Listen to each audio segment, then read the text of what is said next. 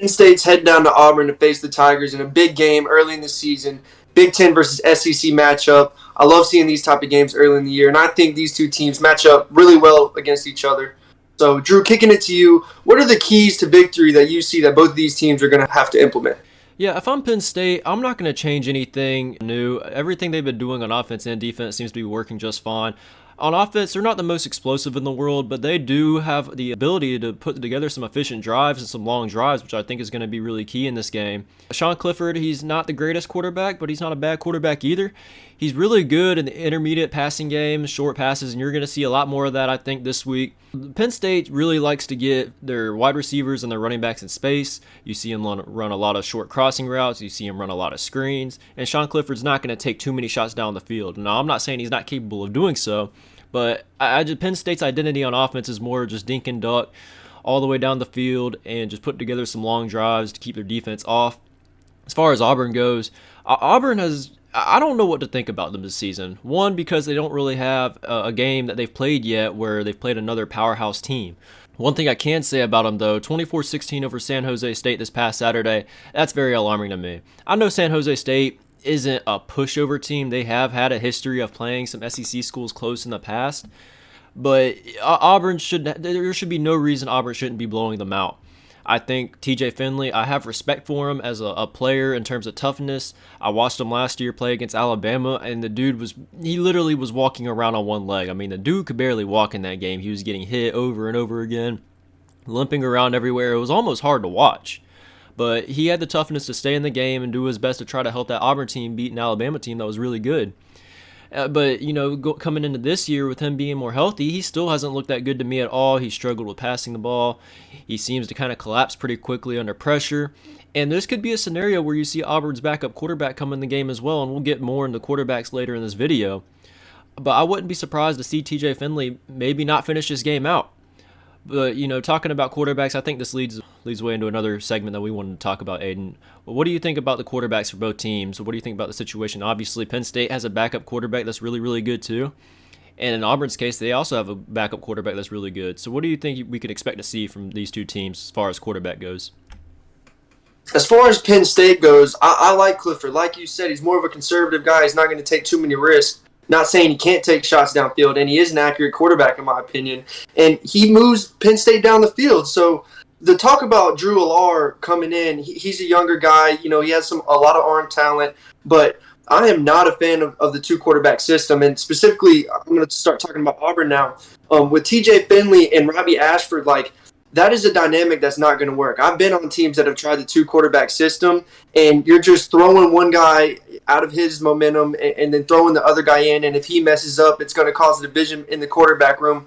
That's just how it is. I don't care if you got Peyton Manning. It doesn't matter what type of guy you got as your QB1. He is not going to be wanting to split reps and, have to give up snaps to his backup.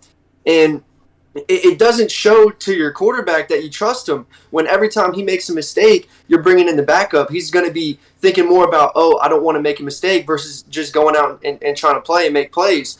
And I saw it in the last game Auburn played. They put in Robbie Ashford after TJ Finley wasn't looking good at the beginning of the game, and he comes in and throws a pick immediately. Now, Auburn always has done better with mobile quarterbacks, and I think that Robbie Ashford is the future of the program, but you got to make a decision as a coach. You got to go with one guy or the other.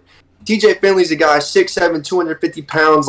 He is a prototype. You don't see many TJ Finleys walking around. But with that being said, he still is a raw quarterback, and you would want to see development over a guy over the years for a guy like that. He has experience playing in SEC games, big time games, and I haven't seen much development from him. But with that being said, I still like him as a quarterback. Like you said, I have respect for him. I think he's a dog, and he has the heart of a lion. But as the Auburn head coach, you got to make a decision on one guy or the other. Yeah, I agree, and I agree with everything you said, especially about the two quarterback system not working. I mean, we've seen it over and over, even in college football. I mean, Georgia, I like using them as an example because I watched every single Georgia game, and I knew 2018 with Justin Fields and Jake Fromm, that whole situation was going on. There were a couple of games in the season where they were just kind of playing this quarterback hokey pokey where they'd put Jake Fromm in, then take him out, and then Justin Fields would go in, they take him out, and it just doesn't work because quarterback's a position where you just have to get in a rhythm. You're not going to get a quarterback producing results unless the quarterback gets in a rhythm and he gets comfortable in the offense and he's not thinking. Yes, a quarterback has to think, but at the same time, you don't want him to think too much. Too much information could kill a guy. And in this case, I think, like you said, if Auburn's going to, make quarterback changes, I think if Robbie Ashford goes in this game, you're going to have to leave him in the game. You can't get yourself in a situation where you're switching out quarterbacks every drive, because I'm telling you right now, that is not going to work. And another big thing that's going to hinder a quarterback's ability to get into the momentum and flow of the game is penalties. And offensively, Auburn was biting themselves in the foot with penalties all the way into the second half. Their tight end at the beginning of the game had 3 different penalties called on them just to start the first couple of drives. And if you want to go and beat a Penn State team, a good team, you're going to have to shore up on that. And that transitions into what I think Penn State's going to have to shore up on, which is their defense. In both games Penn State's played this year, they've dropped multiple picks. They're going to have to take advantage of those takeaway opportunities if they're going to win a team. Like I said in the intro, both of these teams I think are matched up well. And missed tackles against a team like Ohio, talking about Penn State's defense, you can't have those missed tackles when you got Bigsby running the ball for Auburn. You know what I'm saying? You got 6'7" TJ Finley, or, Auburn has playmakers everywhere. So you're going to have to shore up on that. Defensively, I do think Penn State has a good rush defense. We were talking about it earlier, but they're going to have to shore up on missed tackles, and big plays is another thing that's been biting them in the foot. They're going to have to shore up on all those things if they want to have a chance to beat this Auburn team. Yeah, and both teams have really, really good running backs. Penn State has Nicholas Singleton, a freshman, who's averaging 10.5 yards per carry, which is absolutely unreal. He has 210 yards for the season. He has a couple touchdowns. And Auburn, everyone knows who Tank Bigsby is. He's one of my most favorite players to watch. He runs hard. And Tank Bigsby, both these guys are going to have a big impact in this game. I could see a scenario where both Penn State and Auburn rely heavily on the run game. And, the over-under for this game is 47, and I think that tells me a lot of people that, this might be a lower-scoring game than what we're used to seeing in today's college football anyways. I think we're going to see a lot of power football in this game. I do expect Auburn and Penn State to take their shots downfield. I think Penn State's going to keep it relatively vanilla in terms of what they do offensively, using the run to kind of set up the passing game a little bit, the intermediate passing game. And if I'm Auburn too, I'm trying to keep the same blueprint as what Penn State's trying to do. I don't want TJ Finley taking shots downfield. He has not proven to me that he's a very accurate deep ball kind of guy. You got to get him comfortable. You have to get him throwing 5-yard hitch routes and screens. And you just got to get him comfortable in the game and start off with that. So I think we'll see a very vanilla game in the first half. Maybe both teams try to open it up and take their shots in the second half.